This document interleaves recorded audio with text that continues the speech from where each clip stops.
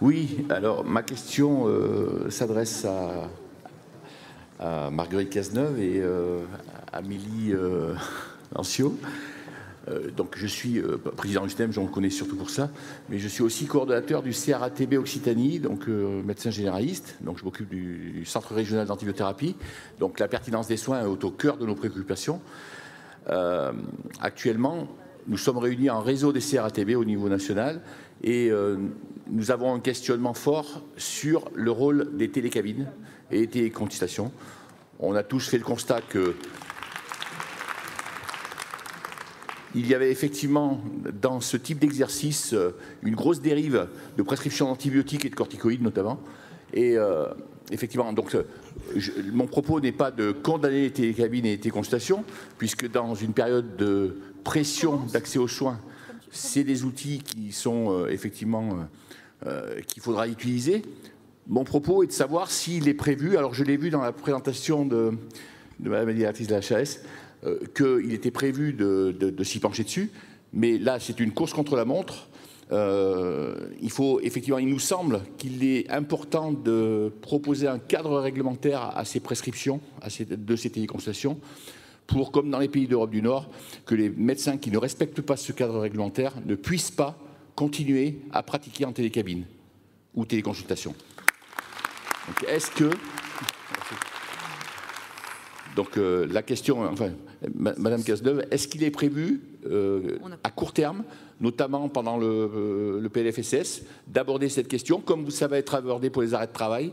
Est-ce qu'il est prévu qu'on s'intéresse à cette question enfin, il y a une urgence réellement à court terme? Merci beaucoup pour votre question. Je ne sais pas si vous m'entendez. Bon. On peut avoir du son dans les micros sur la table, sur la tribune, s'il vous plaît. Je vais parler fort. C'est bon, excusez-moi. Alors, nous c'est vrai qu'on s'est intéressé assez tôt à ce sujet-là. Donc, on a fait une première publication dans Charge des produits l'année dernière pour justement voilà, encadrer la pratique. Il y en a une partie qui a été reprise dans le PLFSS l'année dernière et une partie cette année. Juste pour vous dire que les plateformes de téléconsultation, elles vont... et donc, on a créé un statut pour les plateformes de téléconsultation qui n'existait pas jusqu'à présent. C'est le gouvernement et le Parlement qui l'ont créé l'année dernière. Et que là, on a un référentiel qui va sortir. C'est-à-dire que les sociétés de téléconsultation, elles devront se faire agréer. Et donc, elles devront se faire agréer. Et donc, dans les critères d'agrément, il y a des sujets relatifs au numérique en santé. Et il y a un passage qui renvoie aux recommandations de la Haute Autorité de Santé que la Haute Autorité de Santé va publier. Et par ailleurs, donc je vais laisser la parole à la Haute Autorité de Santé, mais donc l'État ne pourra agréer une plateforme que si cette plateforme répond à un certain nombre de critères de qualité. Et donc, on a bien réservé une partie, entre guillemets, scientifique à la main de la Haute Autorité de Santé.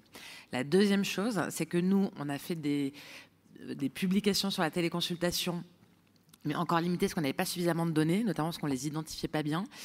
On est en train de travailler là dans Charge des produits pour du coup de 2024 sur justement les délivrances, les prescriptions en téléconsultation.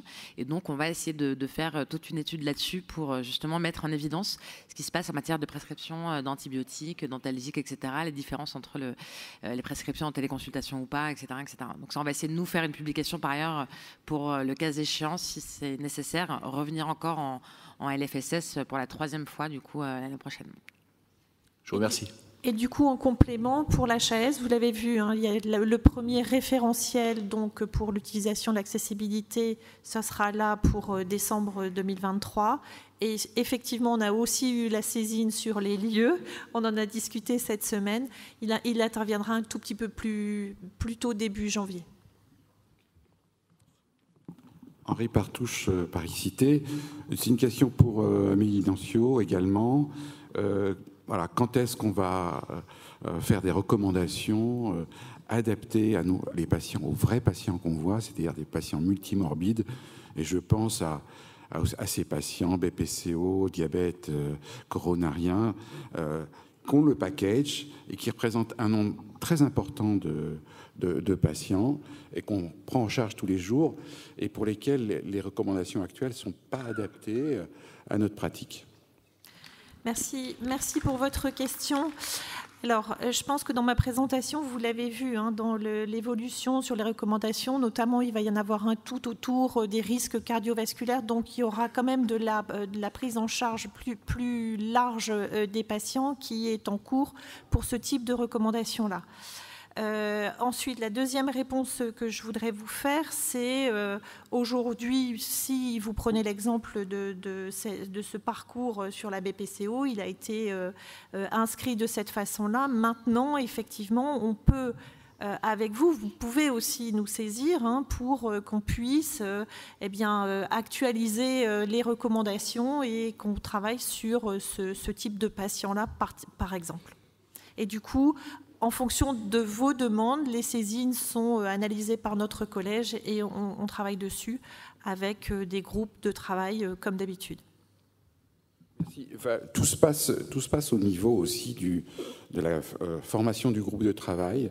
Et c'est vrai que les essais contrôlés randomisés ne tiennent pas compte de ces situations-là. Donc on travaille avec l'état de la science.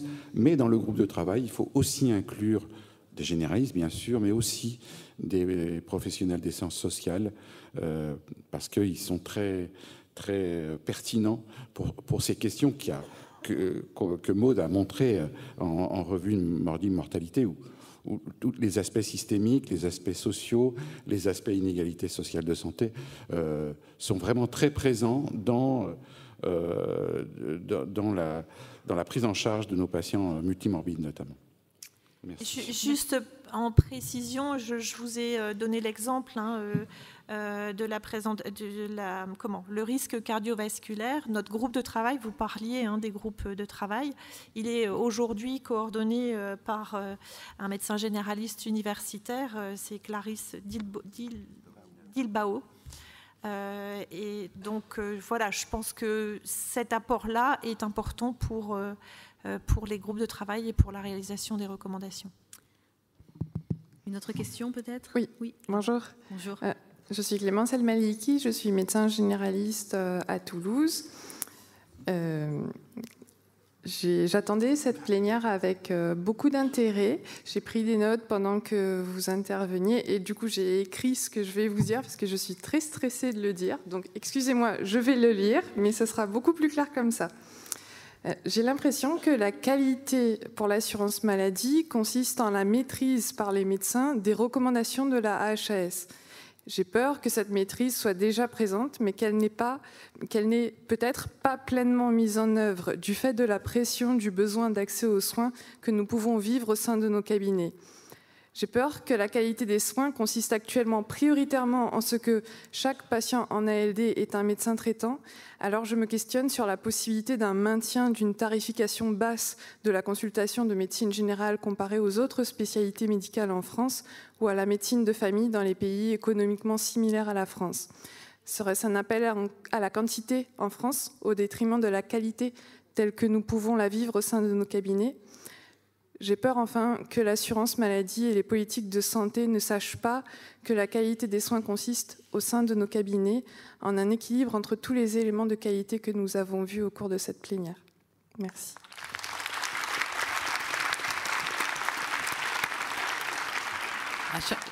Écoute, je suis un peu vexée parce que j'ai l'impression d'avoir répondu à ces questions au moment de la présentation, mais je vais vous le redire. Il y a aucun doute sur le fait que il y a un choix en permanence entre la qualité et la quantité, et que par définition, vous êtes, soumis à un système où, évidemment, quand vous êtes dans un territoire où il n'y a pas de cardiologue, où il n'y a pas de kiné, vous êtes soumis d'une certaine manière aussi à un environnement de l'organisation des soins qui impacte votre pratique.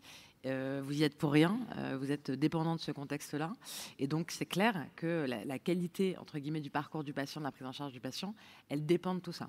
Maintenant, une fois qu'on s'est dit ça, nous, on est au courant, vous êtes au courant, il faut qu'on arrive collectivement à faire du mieux qu'on peut. Comme je l'ai dit tout à l'heure, moi, je suis convaincue qu'il faut qu'on réinvestisse massivement sur la fonction de médecin traitant. Ça passe par la consultation qui sera revalorisée, c'est pas un scoop, qui passe aussi par le fait de revaloriser vraiment cette fonction de médecin traitant, sa rémunération, ce qu'elle entoure, c'est quoi un médecin traitant? C'est cette question-là qu'il faut qu'on se pose. Et donc, c'est là-dessus aussi qu'on va travailler, parce que si vous augmentez juste la consultation, je veux dire, les centres de soins non programmés vont continuer à faire de l'activité à gogo. Hein. Donc, si on veut changer le modèle, c'est-à-dire avoir un modèle où vous voyez tous les patients, il y a moins d'activité, mais l'activité de qualité, il faut aussi qu'on pense à des modèles de rémunération qui se déplacent aussi un tout petit peu plus vers des rémunérations qui sont un peu plus qualitatives, sans quoi, en fait, la compétition, entre guillemets, entre les centres de soins non programmés et les vrais médecins traitants, entre guillemets, elle va continuer à se poursuivre.